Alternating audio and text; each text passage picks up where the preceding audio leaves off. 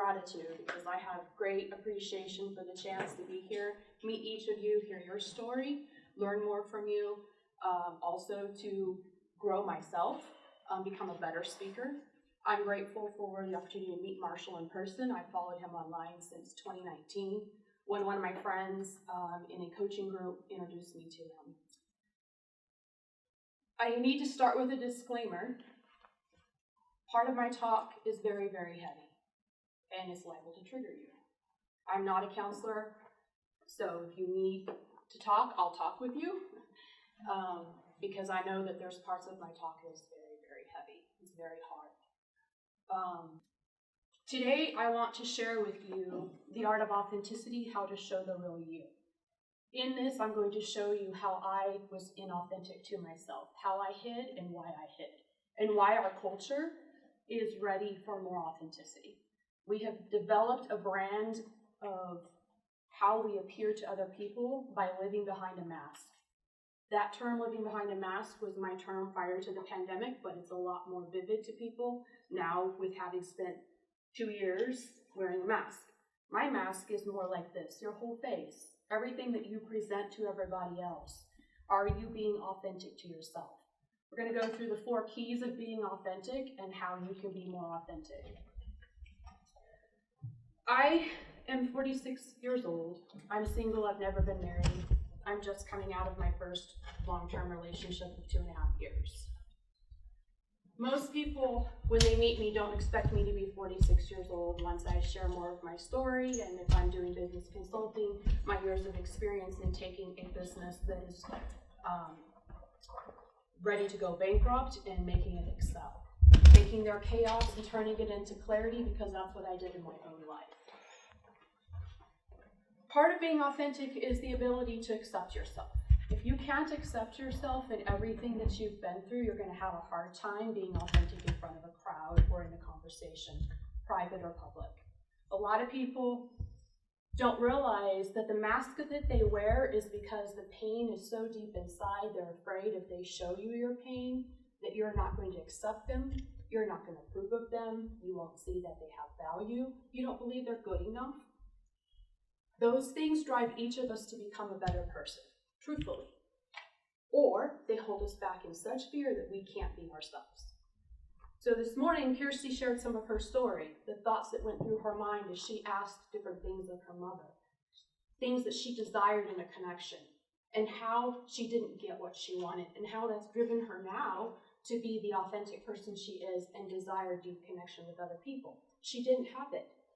And so now it is a longing in her heart to create that. Your mess becomes your message when you own your pain. Your test becomes your testimony when you pass the test.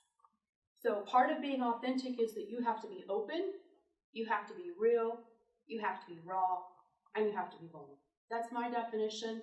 When you listen to my TED Talk that I did January 2019, I share that. I share my story. My story is this. I'm the oldest of 3 kids. I have a sister 2 years younger and a brother 5 years younger.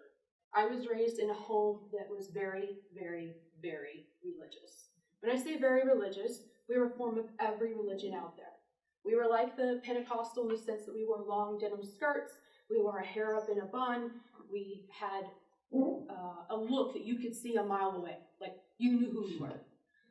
We were like the Jehovah's Witness, where we passed out tracts. We didn't do it the way they did door to door. We did it at Billy Graham crusades. We did it at street events on the corner, passing out tracts when there's a marathon running. We'd go to the rest home and spend time with the families and older people in there that didn't have hope. We tried to convert them to Jesus.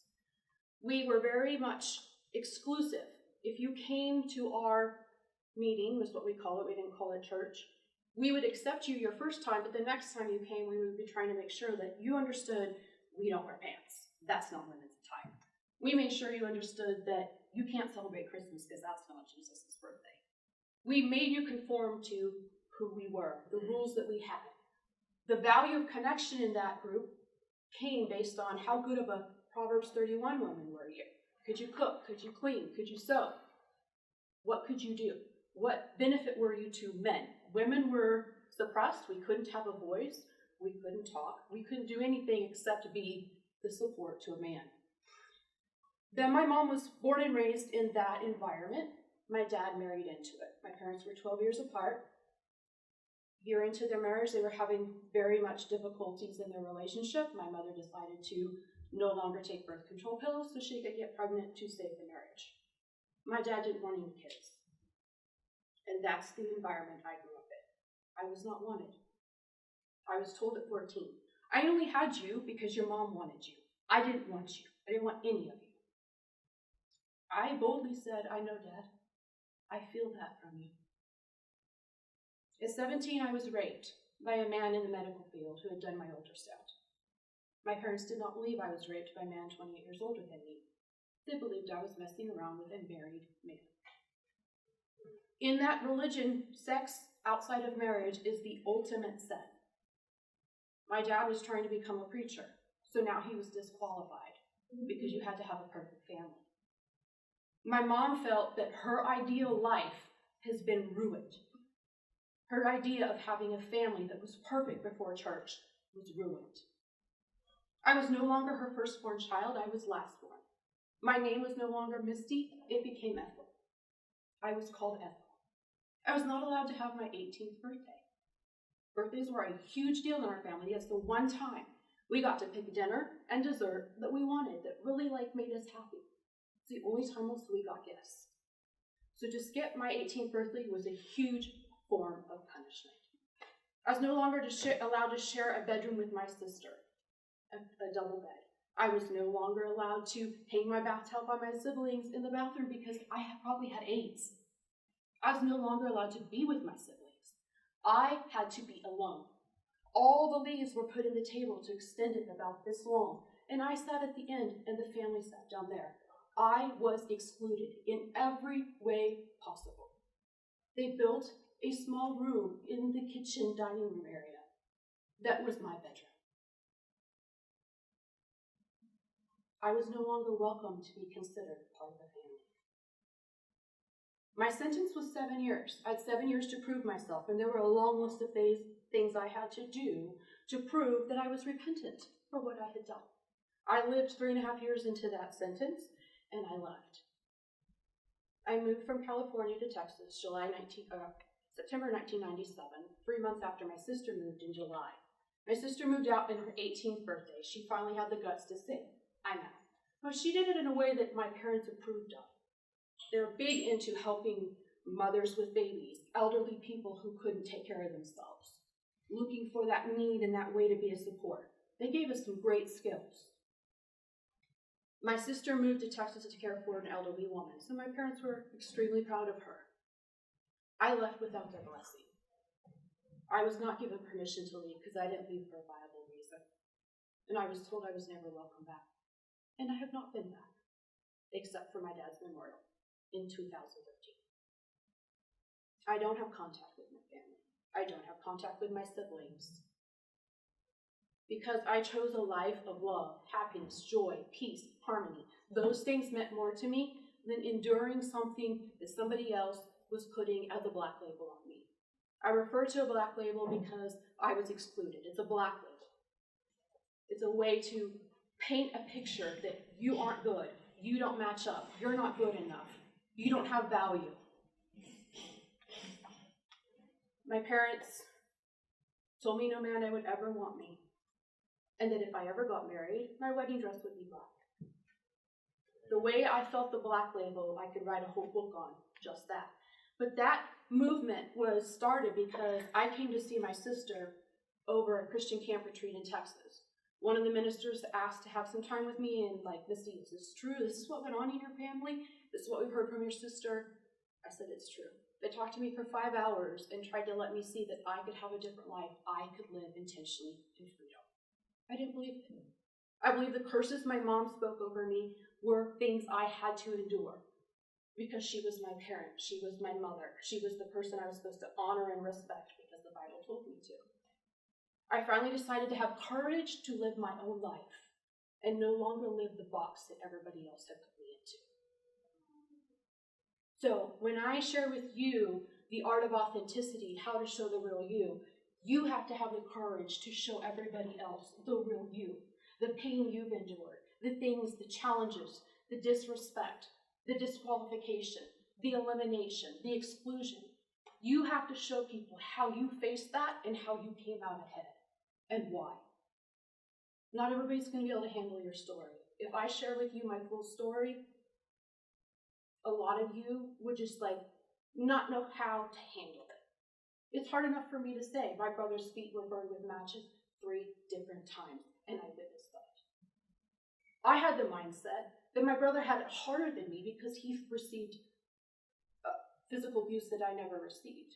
My counselor worked with me, Misty. You watched it. You lived it. It still affected you. It impacted who you are today. And it's true, it did. But I had the mindset in this one way that I was able to cope. He had it worse than me, right? Even though my situation wasn't lovely, my siblings didn't go through what I went through of being removed, firstborn, birthright, and various things. I've been removed from the will. They took away my driver's license. I couldn't drink purified water. Anything that was good for me, that made me a better person, was taken away. I was given 5 outfits. All my clothes were taken away that were pretty or nice. It was plain. It was simple. No jewelry. No hair bows. You got to try to remember me looking as a girl with hair down to here, a braid down my back. I wasn't who I am today. I left the religion I was born and raised to at age 37. I haven't been gone very long. I wore pants for the first time in my life, started dating for the first time in my life, wearing makeup for the first time in my life, earrings, movies, fingernail polish. I didn't grow up with a TV. I didn't grow up dating in high school. I'm doing it now in my 40s. I dated for the first time, went on a date for the first time at age 37. But how did I not accept my pain and my challenges? How did I hide? I was afraid of men. I didn't want the marriage my parents had. I didn't want to be raped again. If this is how men treated women, my church, I didn't need you guys. Not at all. I wore a wedding band on my left hand for 16 years to keep men away. Does it? No. But it made me feel safe. It made me feel empowered to my choice that I didn't have to let you in my world. Until a client hit me in the head 2 times when I was sassy to him, my world busted apart. I knew I wasn't happy. I was miserable. I was living a life, going to church, acting like God loved me, but feeling like God didn't love me. Because the very people in my life that said they loved me proved to me they didn't love me. Proved to me that I wasn't good enough. Proved to me that I didn't have what it took to be accepted, loved, appreciated, valued, cared for. I went through counseling for the first time in my life in 2013 and began working with coaches. My transformational journey came when I was willing to finally talk about what went on in my childhood. Church didn't know about what went on in my childhood. We looked really good. We were the poster child of a lovely family, supportive husband and wife on the outside, kids that looked like they loved their parents, parents that looked like they loved their kids. It was a mask. And when the truth came out, people couldn't handle me. How did this go on in our church? We don't allow this kind of stuff. And then people would question that I was telling the truth. So not only did I face rejection for what I went through, I faced rejection because you can't be telling the truth, Misty. This can't be real. This didn't happen. And I mean, it's like 2013. Like, this stuff doesn't happen in this era. But it did. My brother is addicted to drugs, in and out of jail, prison, bipolar, schizophrenic, because he can't deal with his childhood. It was hard. He didn't consume enough food, so my mom would force him to eat more food. He couldn't take all that in, and so he started being rebellious, throwing up on his plate. She made him eat it. The type of abuse I went through is stuff that you see in movies you don't believe is real life. I'm a living, breathing testimony that when you decide to live from your heart and be courageous, to live intentionally and choose the life that you want, you can. It's not an easy road. But your authenticity to be open about all of the things that you've gone through, all your experiences. Open about them. Be real about all of the challenges. Don't dismiss them. They made you who you are. Be raw about the details. We like to skip over, I just went through a divorce. I just went through a breakup. I just lost my job. No, like, what was the hardest, hurtful, painful part of that? You're going to speak to somebody who's going through a completely different situation because they relate to what you describe that you faced and how you faced it. The vulnerable part is you got to decide to share, how did this make you feel? You cannot be authentic without being vulnerable.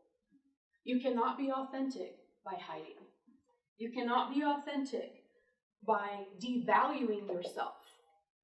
You have to realize your value in what you went through gives you, as Tristan said, your own unique fingerprint.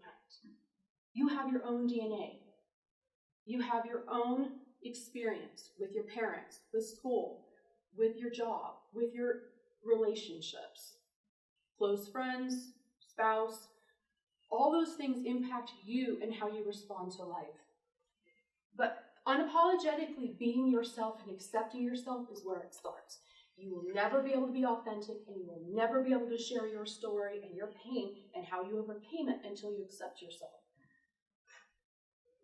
When you accept yourself, you make yourself relatable to other people. Each one of you now relate to me different than you did the first day I walked in here.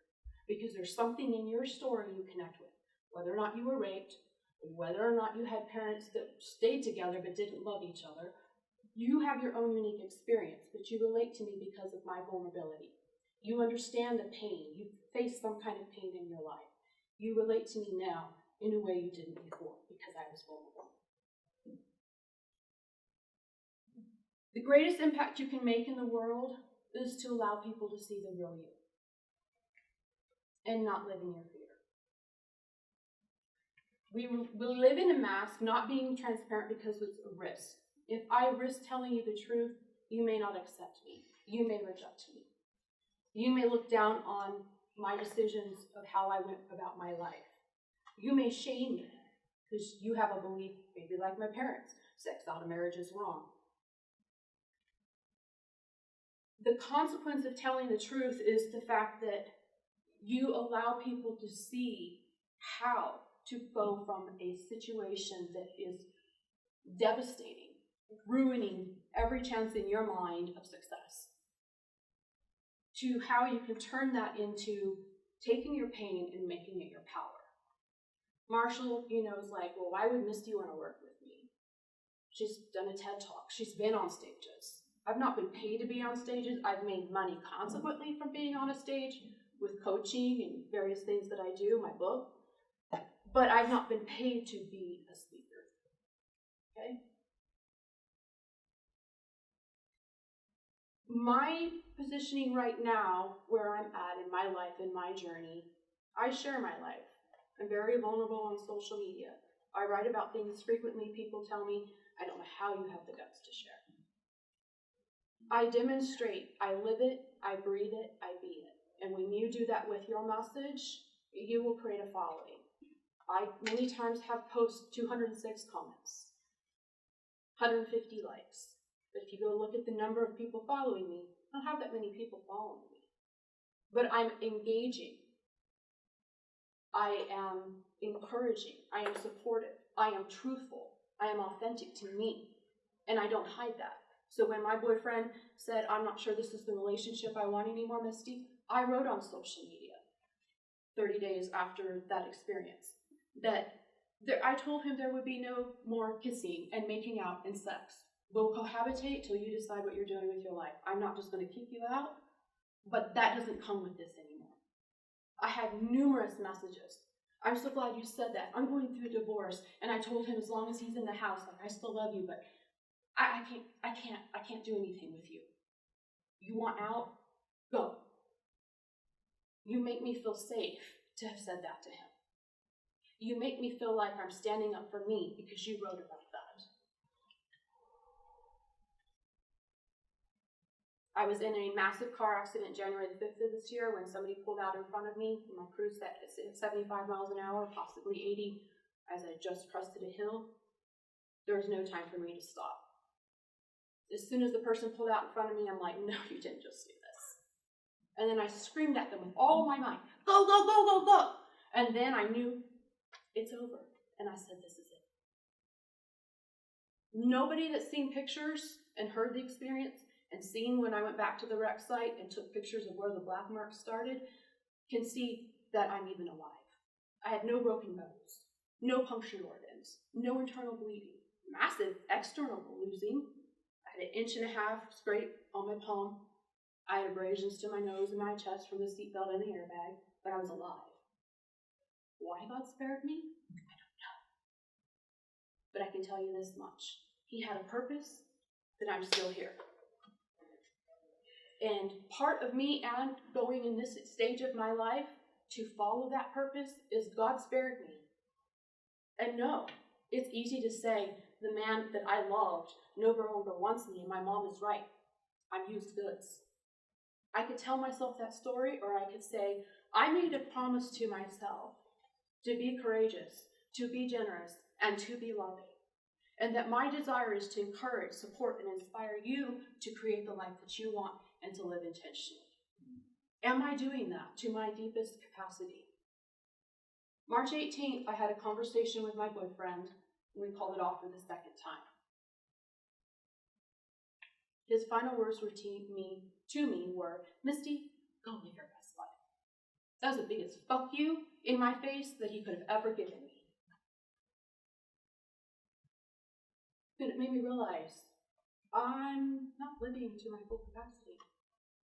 So I signed up for Marshal's 3-day event. And I committed to taking my message further, like I promised myself I would do. Marshall's first words to me on our one-on-one conference call were, girl, own your power. I want to see you own your power. He had no clue what he was saying. He hadn't heard this story till right now. So just because somebody is more advanced than you doesn't mean that they're still not learning how to share their message and what their purpose is in life.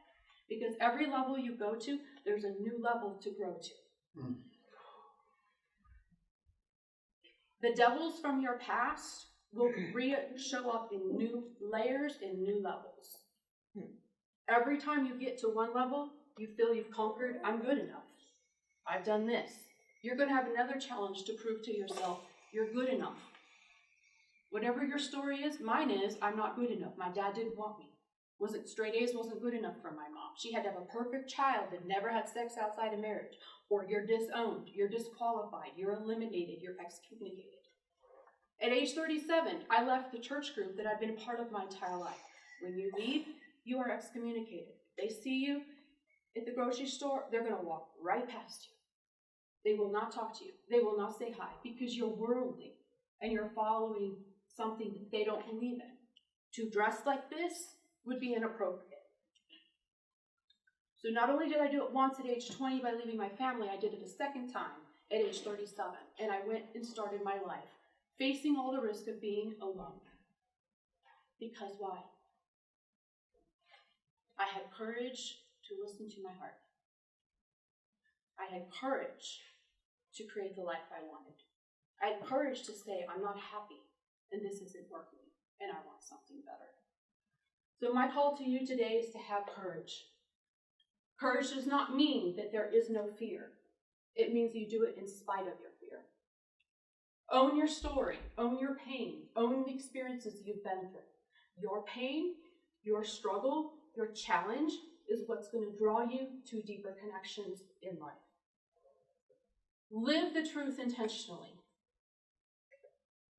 Be transparent.